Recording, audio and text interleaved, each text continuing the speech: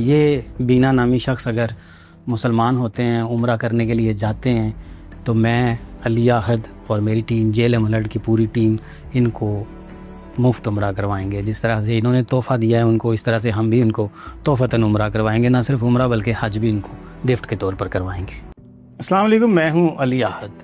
کروڑوں مسلمان پوری زندگی دل میں یہ خواہش رکھتے ہیں کہ وہ عمرہ کرنے کے لیے جائیں، عمرے کے لیے پوری زندگی پیسے جمع کرتے ہیں، کسی طرح سے ان کا عمرہ ہو جائے، اور یہاں اس کو اس قدر ثواب بھی سمجھا جاتا ہے کہ تحفتاً دوسروں کو بھی عمرہ کروایا جاتا ہے، یا اپنے باپ کے نام کا، اپنی ماں کے نام کا خود کر لیتے ہیں، یا پھر کسی مسکین کو، کسی غریب جو جا نہیں سکتا تو ان کو عمرہ کروایا جاتا ہے۔ یہ ایک عام چیز ہے دیکھنے میں لی، لیکن یہ جو واقعہ ہے اس میں دلچسپ چیز اور مزیدار چیز دیکھیے۔ بینا نامی ایک شخص ہیں، قطبی مسیح ہیں، یعنی مسلم نہیں ہیں، وہ عیسائی ہیں، اور اس غرض سے قرآن کے آن لائن مقابلے میں حصہ لیتے ہیں کہ عمرے کا ٹکٹ جیت کر وہ اپنے مسلمان دوست کو دے سکیں۔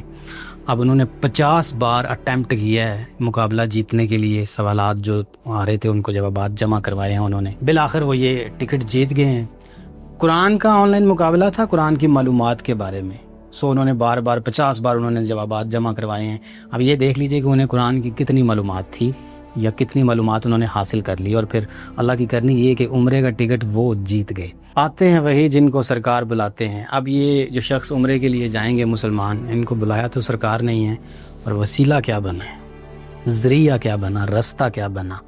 قطبی مسیح ہے، ایک عیسائی ہے، اور اس عیسائی کے لیے اچھا یہ ہے کہ اس نے قرآن کی معلومات بھی حاصل کر لی، اور عمرہ جیت کا ٹکٹ اپنے دوست کو دیا، تحفتاً دیا ہے۔ اور بتایا جاتا ہے کہ جب 20 سال سے یہ لوگ پڑوسی ہیں آپس میں۔